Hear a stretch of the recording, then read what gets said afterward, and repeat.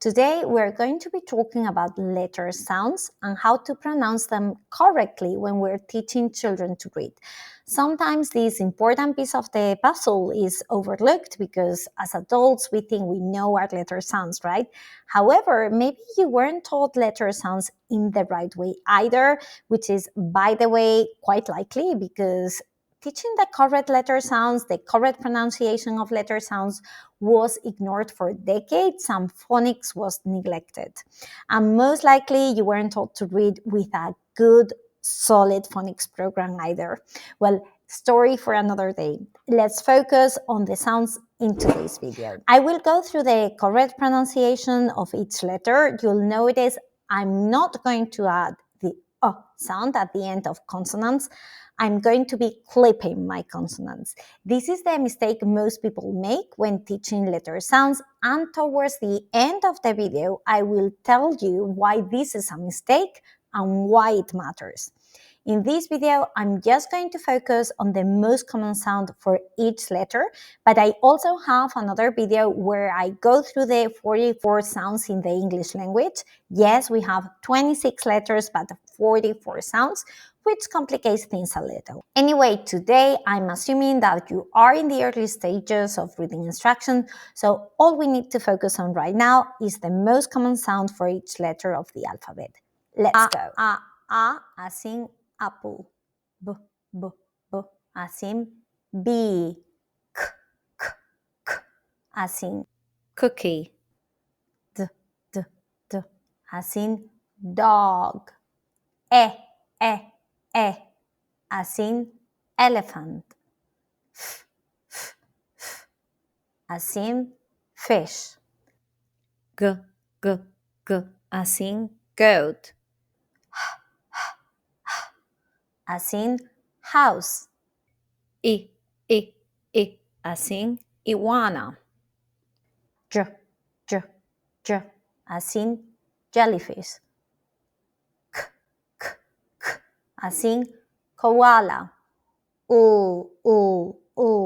As in lion. As in mountain. As in net. As in octopus. P, p, p, as in panda. Qua, as in queen. As in rocket. S, as in snake. As in tiger. As in umbrella. As in volcano. As in wave. As in the last sound in fox. As in yo-yo. As in zebra. Another tip I want to share with you is having a keyword for each letter sound that helps, but making sure that the keyword you choose has a clear sound. For instance, picking and as a keyword for the a sound is probably not the best idea. Listen, and the a sound is nasalized, at least in many accents, meaning that it comes from the nose. In this video, I've used the keywords that I used in my Phonics Pals mnemonic flashcards. This is a bookmark version, a reduced version of these mnemonic flashcards over here. I have a few over here. If you're wondering, by the way, what are these? What are mnemonic flashcards? This is a material I created to help children learn their letter sounds.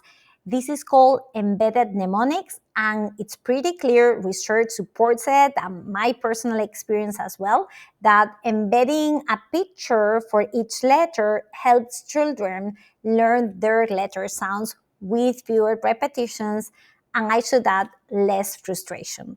I will leave you a link in the description to an article where I actually list the keywords I've mentioned for each letter. That also explains in further detail what embedded mnemonics is, in case you're interested. Okay, coming back to today's topic, why is it important that we clip our sounds? Okay, as I was explaining before, adding that extra sound at the end of consonants is an extremely common habit because most people were taught letter sounds in this way. However, now research and real life experience show that it can cause issues when children attempt to sound out words. Let's see why. Children will add extra sounds to the words they attempt to read, resulting in completely different words or non existent words altogether.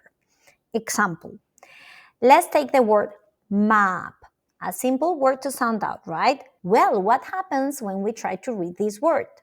If we learn letter sounds with the sound at the end, we will be adding those extra sounds to the word. You will read this word something like mapa, which is not even a word, right? Or think of the word lit. We'd read it as lighter, which turns out to be a word, but a different word, right? Finally, these are the sounds the way I pronounce them, so please adapt them to your region, to the way you pronounce them, to the way they are pronounced where you live.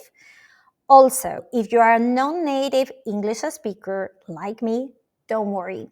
I know quite a few non-native English speakers around me that feel very intimidated about this. Like, oh no, I really can't do this. I shouldn't do this. I'm going to do it wrong and I'm going to mess up my kid.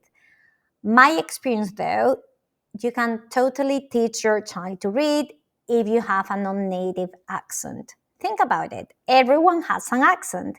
It's actually a part of our identity, and unless you do struggle with English and you feel like, no, English is not natural to me, I can't really have a conversation, I can't really communicate in English, then maybe that's a different story. But as long as you speak clearly, even if you sometimes make a little mistake or you have a different looking accent if you wish, you can still teach your child to read. Just don't add the sound at the end of consonants, okay? If you now want to take a look at the other video I mentioned where I go through the 44 sounds in the English language, click over here.